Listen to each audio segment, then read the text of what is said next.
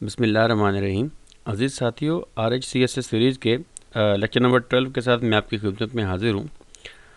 आज का lecture basically एक इंतहाई स्ट्रॉन्ग फाउंडेशन होल्ड करता है, क्योंकि आज मैं आपको वो तमाम कंसेप्ट्स क्लियर करूँगा, थ्योरी में भी और कुछ हद तक जो प्रैक्टिकल पॉसिबल होता है उनका वो भी, जो आपको लिनक्स के साथ एक इन डेप्थ इंट्रोडक्टरी डिटेल देंगे। जो लोग सर्टिफिकेशन दे रहे हैं या नहीं दे रहे, या जो काम करना चाहते हैं, they all people needs to know कि लिनक्स में काम अपने बेस लाइन के ऊपर क्या देखना होता है। आज के इस सिस्टम में जो टॉपिक्स मैं कवर कर रहा हूँ, सबसे पहले हम लिनक्स का बूट प्रोसेस देखेंगे, लिनक्स की कर्नल से कुछ इंट्रोडक्शन हासिल करेंगे, हार्डवेयर जो अवेलेबल है कर्नल में वो क्या है, प्रॉक और सिससीटीएल से बात करेंगे हम, और लॉग को ओवरव्यू लेंगे हम कि ये क्या है, और सिस लॉग जो है उसकी फंक्शनैलिटी क्या परफॉर्म की जाती है सिस्टम के अंदर। सबसे पहले हम बात करते हैं बूट प्रोसेस की। बूट प्रोसेस होता क्या है, जब हम सिस्टम ऑन करते हैं तो सबसे पहला फंक्शन परफॉर्म ये होता है कि बायोस इनिशियलाइज की जाती है, basic input output system. BIOS जो है वो आपके सिस्टम का डिफ़ॉल्ट बूट लोडर कॉल करती है। RHEL के केस में हमारे पास जो बूट लोडर है that is grub. Boot loader क्या करता है, ये फर्स्ट कर्नल इमेज जो है उसको हार्ड ड्राइव से लोड करता है और ये कंट्रोल हैंडओवर कर देता है कर्नल के, जो कि फर्दर फाइल सिस्टम माउंट करती है और आपके अप्रोप्रिएट सिस्टम सर्विसेज लेके आती है। जब ये काम परफॉर्म हो जाता है तो फिर यूज़र जो है वो उसको लॉगिन स्क्रीन के साथ प्रेजेंट किया जाता है, जिसके बाद हमारा प्रॉपर फंक्शन शुरू होता है वर्किंग के लिहाज से। थोड़ा इन डेप्थ इस चीज़ को हम देखते हैं। बूट प्रोसेस के दौरान सबसे पहली चीज़ ये कि कर्नल जो है वो डिटेक्ट करती है कि आपके सिस्टम पे हार्डवेयर कौन सा है, और उसके अकॉर्डिंगली वो ड्राइवर्स को लोड करती है अपनी इनिशियल रैम फाइल से। इनिशियल रैम फाइल जो है ये आपको कहाँ अवेलेबल होगी, तो ये जनाब आपको मिलती होती है, ज़रा मेरी स्क्रीन सामने आने दें जी, ये आपको मिलेगी स्लैश बूट के फोल्डर में, और ये इसका नाम है इनिट रैम FS। उसके बाद आपका कर्नल का वर्जन .img। जितनी कर्नल इंस्टॉल होंगी वो सारी की सारी आपको यहाँ स्लैश बूट के फोल्डर में नज़र आ रही होंगी। उसके बाद ये इमेज करता क्या है कि ये सिस्टम को फाइल सिस्टम को रीड ओनली मोड में फर्स्ट टाइम माउंट करते हैं और इनिट लोड कर देता है। इनिट सिस्टम का इनिशियल स्टार्टअप प्रोसेस है, जो इसे मदर प्रोसेस कहते हैं, और बाकी सब प्रोसेस इसके बेस पे चाइल्ड चलते हैं। इनिट करता क्या है, इनिट ये करता है कि जी सबसे पहले वो सारे नेसेसरी स्क्रिप्ट जो हैं वो /etc/init से लोड होते हैं। उसके बाद etc/init टैब से इनिट टैब ज़्यादा था, इनिट टैब से रीड किया जाता है और आपका डिफ़ॉल्ट रन लेवल वहाँ से लोड होता है। जो भी रन लेवल मैंने आपको लास्ट टाइम बताए थे 0 से लेकर 6 तक। अप्रोप्रिएट स्क्रिप्ट एग्जीक्यूट की करता है इनिट जो है, जिस रन लेवल के लिए कहा गया, और यूज़र को लॉगिन की स्क्रीन दी जाती है। अगली बात आती है ग्रब की। ग्रब क्या है, ग्रब बेसिकली आपका ग्रैंड यूनिफाइड बूट लोडर है, जो कि OS और लिनक्स को बूट करवाता है। 2 स्टेजेस हैं। पहली स्टेज ये होती है कि आपके जो सिस्टम का बूट सेक्टर है उसका फर्स्ट 446 बाइट में इसकी आइडेंटिफिकेशन रखी होती है, जिसके बूट करना है इसने, और जब ये आइडेंटिफिकेशन बूट कर जाती है तो फिर सेकंड ऑप्शन में ग्रब जो है वो आपका पार्टीशन बूट करता है और आगे फर्दर एग्जीक्यूशन करता है इमेजेस की, जो हमने कभी कर्नल इमेज की बात की थी। नीचे ये भी देख लें कि आपका जो ग्रब है, मैंने शायद पहले ही बताया था, LVM के ऊपर सपोर्ट नहीं है, ये नॉन LVM पार्टीशन पर रिजाइड करता है। आप अगर चाहें तो आप ग्रब को जनाब देख भी सकते हैं कि ग्रब कहाँ अवेलेबल है।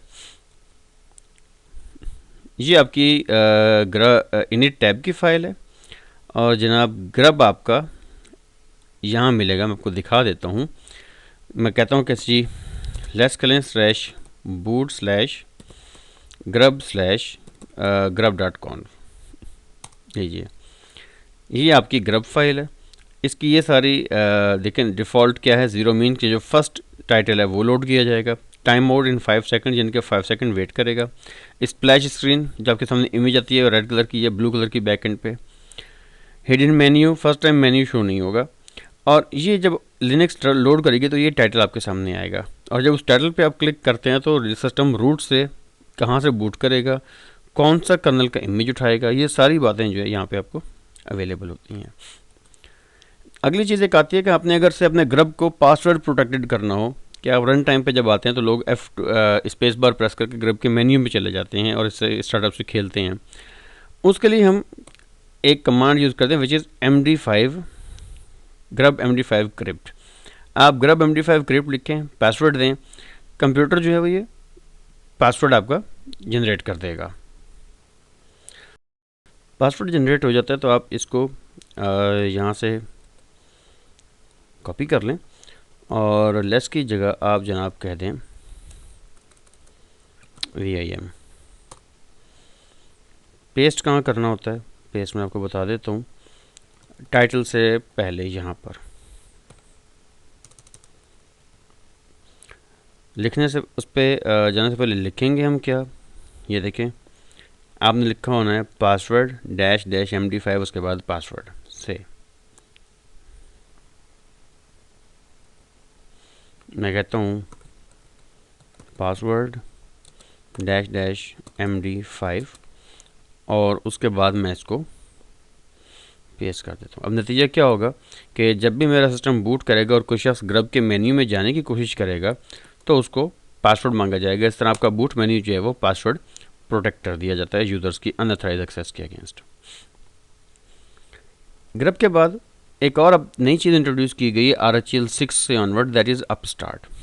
अपस्टार्ट बेसिकली ये सिस्टम स्टार्टअप सर्विस है, एक न्यू टेक्नोलॉजी है जो कि उबुंटू लिनक्स के लिए इनिशियली डेवलप की गई है और इसको RHEL 6 से ऑनवर्ड रिप्लेस किया गया है ओल्ड आपको sysv फाइल है उसके साथ। sysv में और इनिट में फ़र्क क्या है कि sysv इनिट आपकी सर्विसेज को सिक्वेंशली स्टार्ट करती थी कि एक सर्विस स्टार्ट हुई, दूसरी, तीसरी, चौथी। अब अगर बीच में कोई ऐसी सर्विस आ गई है जो कि लेट हो रही है स्टार्ट होने में तो उसकी वजह से आपकी तमाम सर्विस का जो स्टार्ट है वो डिले हो जाता है। तो इस चीज़ को अवॉइड करने के लिए अप स्टार्ट को लाया गया। अप स्टार्ट क्या करती है, वो हर सर्विस को एज एन इवेंट ट्रीट करती है और इन इवेंट्स को इन पैरेलल रन करती है। सो एट द एंड आपको एक बहुत फास्ट बूट एक्सपीरियंस अवेलेबल होता है जो कि इन केस ऑफ इनिट हमें अवेलेबल नहीं था। फिर ये कि अगर कोई सर्विस डिले कर रही है तो सर्विस डिले करती रहती है, रेस्ट परफॉर्मेंस जो है वो फ़र्क में नहीं आती। अच्छा, अब इनिट का प्रोसेस ऑफ वर्किंग क्या है, जिस इनिट की हम बात कर रहे हैं जो हमारा पेरेंट प्रोसेस है। इनिट आपका सबसे मेन फर्स्ट प्रोसेस होता है, बाकी तमाम प्रोसेस इसके चाइल्ड प्रोसेस होते हैं और इसे स्टार्ट किए जाते हैं और ये लोकेट कहाँ पे होते हैं, ये /sbin/init में होती है और इसकी कन्फिग्रेशन फाइल्स जो हैं वो आपको /etc/init में मिल जाएंगी। नेक्स्ट फाइल हमारे पास आती है दैट इज़ rcs.conf।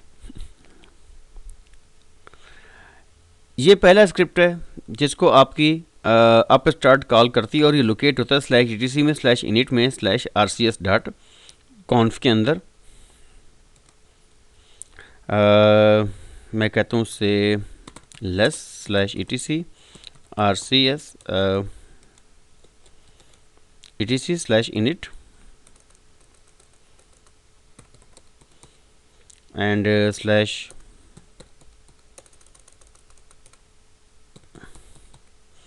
/rcs.conf। ये आपका स्क्रिप्ट है। ये start on the startup, stop on run level, नीचे उसके वो सारे टास्क और जिन स्क्रिप्ट को उसने चलाना है वो सारे यहाँ पर शो करवाए जाते हैं। उसके बाद क्या होता है कि rcs.conf जो है वो rc.d में rc.sys init के स्क्रिप्ट को एग्जीक्यूट करता है। उसके बाद आपकी इनिट टैब की टेबल रीड की जाती है डिफ़ॉल्ट रन लेवल के लिए और उसके बाद उस रन लेवल के स्क्रिप्ट चला के आपको रिस्पेक्टिव रन लेवल में स्विच करवा दिया जाता है। rcinit फाइल जो आपकी अवेलेबल है वो rc.d में rc.sys init में होती है। ये आपका सिस्टम का होस्ट नेम असाइन करती है, नेटवर्किंग स्टार्ट करती है, फाइल सिस्टम को माउंट करती है और चेक करती है, प्लेमथ को रन करती है। प्लेमथ आप देख रहे हैं RHEL 6 में ब्लू कलर की बार जा रही है तो उसे प्लेमथ कहते हैं, उसको रन करती है। SC लिनक्स स्टेट जो है वो सेटल करती है और आपके जो बूटअप के मैसेजेस हैं उनको डी मैसेज के फोल्डर में फाइल में भेजती है। उसके बाद जाती है इनिट टैब की बारी। इनिट टैब जो है ये etc इनिट टैब होती है। RHEL 5 और प्रायर वर्जन में ये आपका मेन स्क्रिप्ट था बूटअप के लिए, लेकिन after the introduction of other services जब जिनकी अभी हमने बात की थी अप स्टार्ट वगैरह की, तो अब रन इनिट टैब का काम सिर्फ रन लेवल प्रोवाइड करना रह गया है। इसके थ्रू सिस्टम ये रीड करता है कि उसने किस रन लेवल पे स्विच होना है। rc.conf कहाँ पे मिलेगी? ये आपको rc.conf फाइल की लोकेशन है init rc.conf में, और rcs.conf फाइल्स को कॉल करती है। ये डिफ़ॉल्ट रन लेवल सेट करती है और वो स्क्रिप्ट सारे चला देती है जो आपके etc rc.d में rc.x.d में होते हैं। वहाँ पे x जो है ये स्टैंड करता है आपके डिफ़ॉल्ट रन लेवल के लिए जिस रन लेवल कॉल किया गया। मैं कहता हूँ कैसे, ls/etc/rc.d, etc rc.d and rc देखें, ये देखें rc 1 2 3 1 3 4 5, ये सारे आपके सामने रन लेवल्स हैं। तो जो रिस्पेक्टिव रन लेवल इन्हीं टैब में होगा वो यहाँ से रन कर जाएगा। इसके अलावा स्टार्टर स्क्रिप्ट्स डिफरेंट मौजूद हैं। आप सिस्क कॉन्फ़िग में इनिट में जाके देख लें, ये उसका प्लेमथ का कलर और बाकी चीज़ें देखता है। tty.conf में जाएं, जो आपके टेक्स्ट टाइप टर्मिनल्स हैं उनकी कन्फिग्रेशन यहाँ पे शो की जाती है। और उसके अलावा जो स्टार्टअप स्क्रिप्ट्स हैं वो इनिट के अंदर होते हैं etc में। आप इसके लिए man page number 5, man page number 8 देख लें और या ubuntu.upstart.ubuntu.com पे जाएँ तो आपको अपस्टार्ट की मज़ीद डिटेल भी मिल जाएगी। नेक्स्ट हम आ जाते हैं कर्नल पे। कर्नल जो है ये किसी भी ऑपरेटिंग सिस्टम का हार्ट होता है, और जो लिनक्स का कर्नल है ये फर्स्ट टाइम डेवलप किया गया था लाइनस टॉरवल्ड्स ने जब वो PhD कर रहा था 91 में। और लाइनस टॉरवल्ड ने इसका फर्स्ट वर्जन रिलीज़ करवाया था, कम्युनिटी वर्जन, जो कि वर्जन 1 था इन 1994 मार्च में। वर्जन 2 इसका रिलीज़ किया गया सितंबर 96 में। 2.6 हमारे पास आया है दिसंबर 2003 में।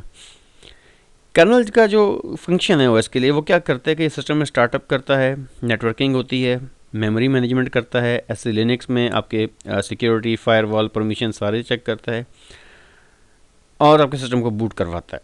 यानी कि एंड टू एंड फंक्शनैलिटी आपकी कर्नल करके देता है। RHEL का वर्जन स्कीम क्या होती है? ये प्रेजेंट करता है major.minor.patch-build.elx एंटरप्राइज लिनक्स 6 या 5 ये जो भी है, और आर्किटेक्चर x86 होता है, 64 होता है, AMD होता है, वो सारे यहाँ पे लिखे जाते हैं। आपने कर्नल का करंट वर्जन चेक करना है तो आप uname-r लिखो और आपको वर्जन जो है वो नज़र आ जाएगा। मैं यहाँ लिख देता हूँ, स्क्रीन क्लियर करता हूँ, uname-r करें और ये आपकी लिनक्स का वर्जन है EL6 व्हाट्सएवर, ये आपको बताएगा। इन चीज़ों का आपने ज़रा नज़र में भी रखना है।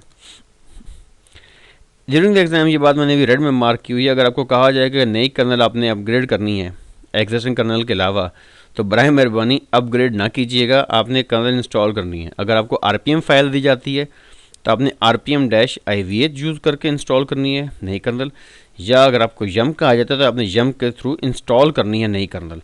यम अपडेट नहीं चलानी, ना ही RPM-UVH चलाने की कोशिश करनी। दोनों सूरतों में आपका सिस्टम करप्ट हो जाएगा, मोस्ट प्रॉबेबली करप्ट हो जाएगा, रिस्क मत लीजिएगा। So whenever you are asked for install a new kernel और अपडेट द एग्जिस्टिंग कर्नल, तो आपने नई कर्नल फ्रेश इंस्टॉल करनी है।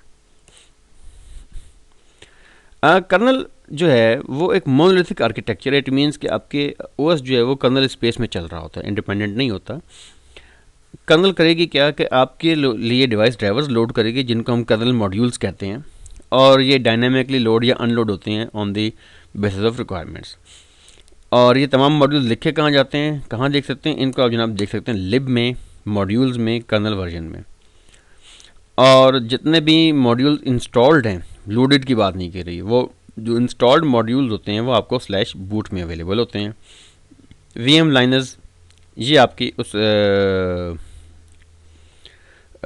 फैक्ट को कवर करती है कि आपका जो कर्नल का इमेज है वो एक कंप्रेस्ड इमेज फाइल के तौर पर रखा गया है।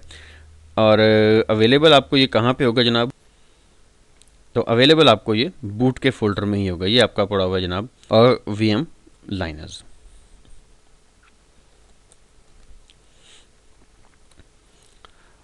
प्रोसेस डायरेक्टरीज जो हैं, जब लिनक्स का कर्नल लोड करता है तो वो क्या करता है? ड्यूरिंग रन टाइम वो प्रॉक, सिस और डेव डायरेक्टरीज बनाते हैं।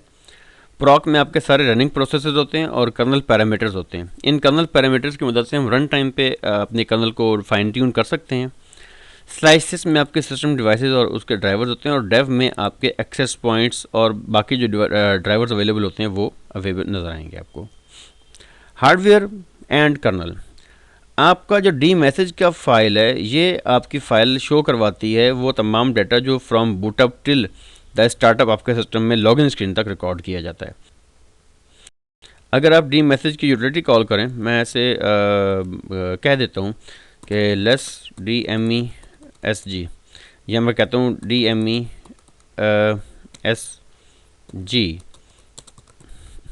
मोर करता हूँ। ये देखिए इसके अंदर सारी बातें वो आ रही हैं जो कि हार्डवेयर लेवल की बातें। आप स्पेस बार दबाएं, ये तमाम के तमाम आपको इन्फॉर्मेशन शो करेगा। LSPCI क्या करेगा, तमाम PCI डिवाइसेस आपके जो सिस्टम पे अटैच हैं वो शो कर देगा।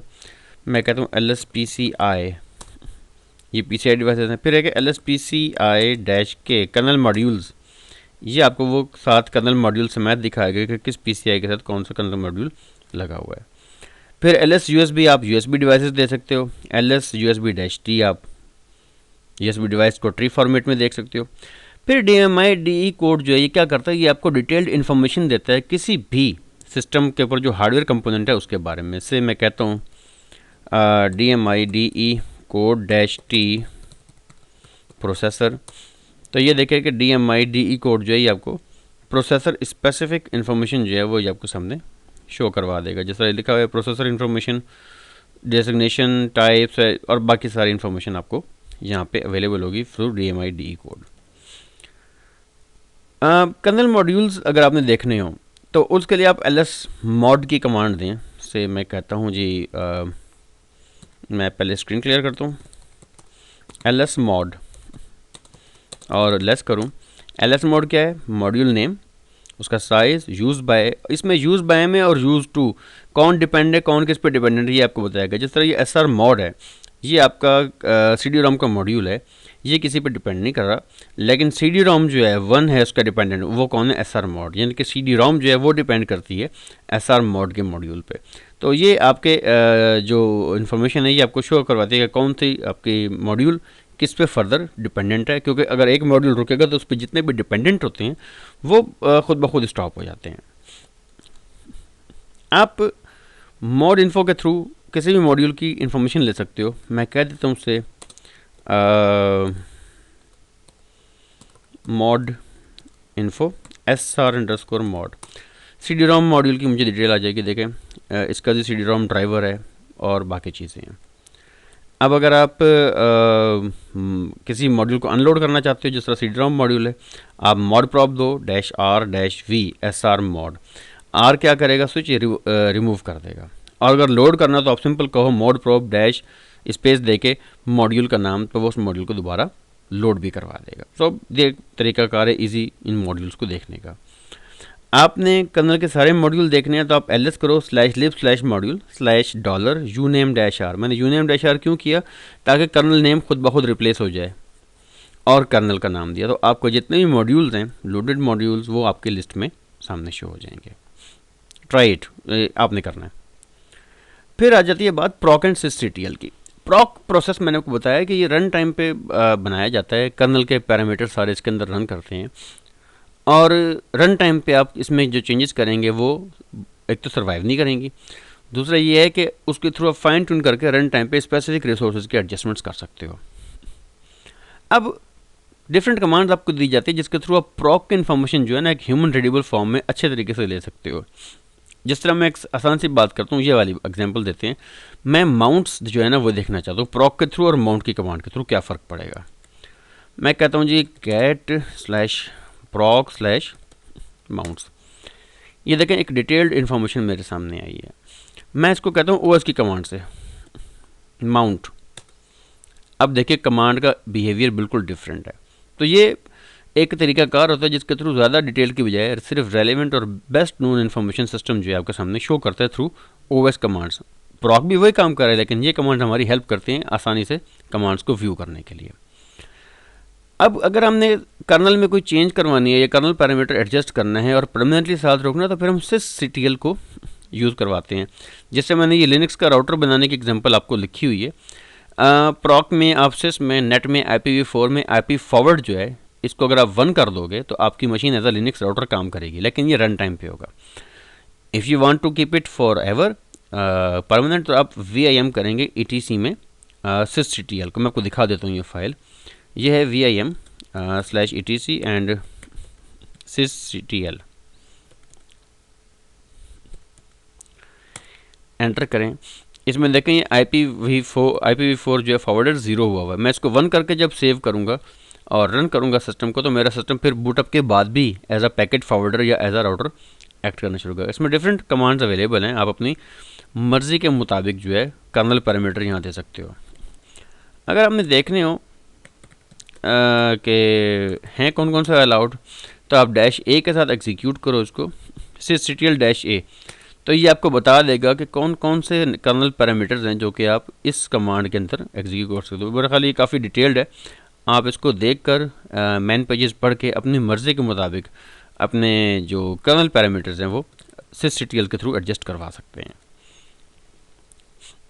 लॉग्स और syslog, लॉग्स करते क्या हैं, ये बहुत इंपॉर्टेंट होते हैं आपके सिस्टम की ट्रबल शूटिंग और सिक्योरिटी एनालिसिस के लिए। तमाम लॉग्स आपको var log की डायरेक्टरी में मिलेंगे। प्राइमरी लॉग फाइल जो आपकी है वो लॉग मैसेजेस है, जो भी सिस्टम की करंट एक्टिविटी होती है वो मैसेजेस में जा रहा होता है, other than the system boot related issues जो हैं जो कि डी मैसेज में जाते हैं।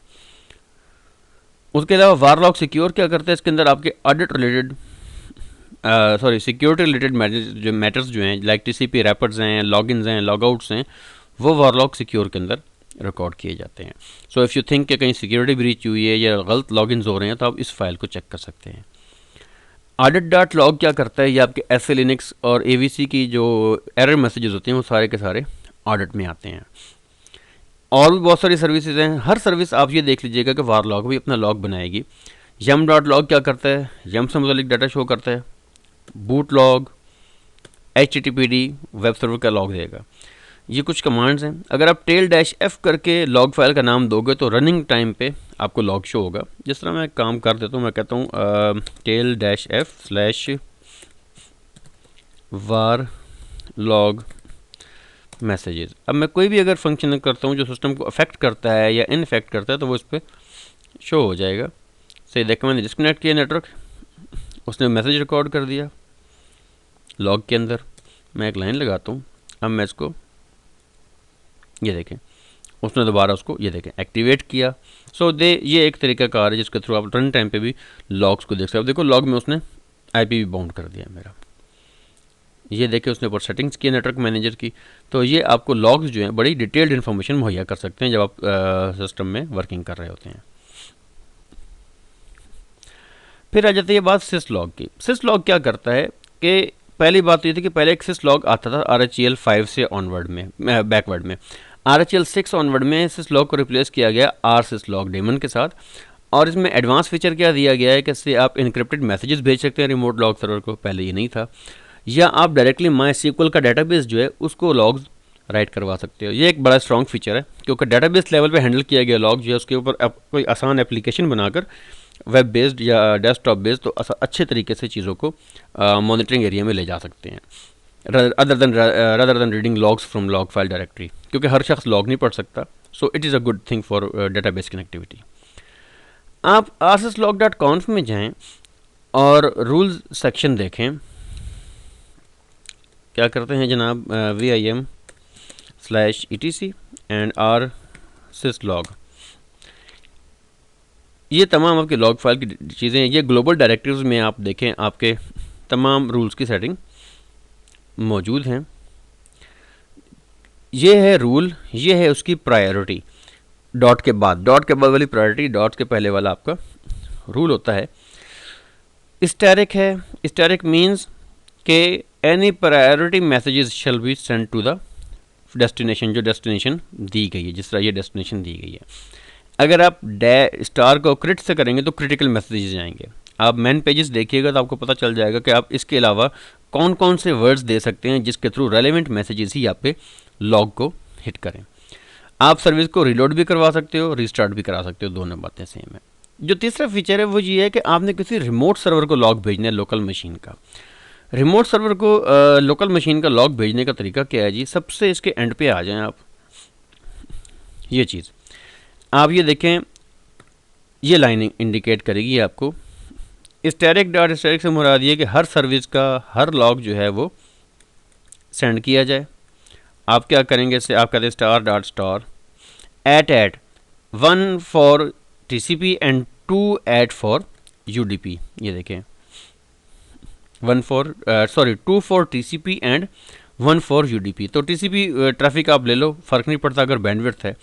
एट और ये रिमोट होस्ट का IPC में कहते तो 192.168.1. से मेरा 10 था और colon 514।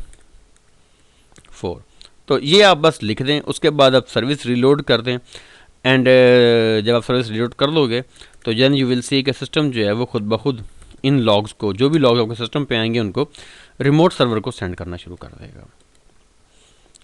So this is all for today. मुझे उम्मीद है आज के लेक्चर आपको पसंद आएगा और आप इसको अब इम्प्लीमेंट करके देखिएगा, वर्किंग करके देखिएगा। इंशाल्लाह नेक्स्ट टाइम नेक्स्ट लेक्चर के साथ हाजिर होऊंगा।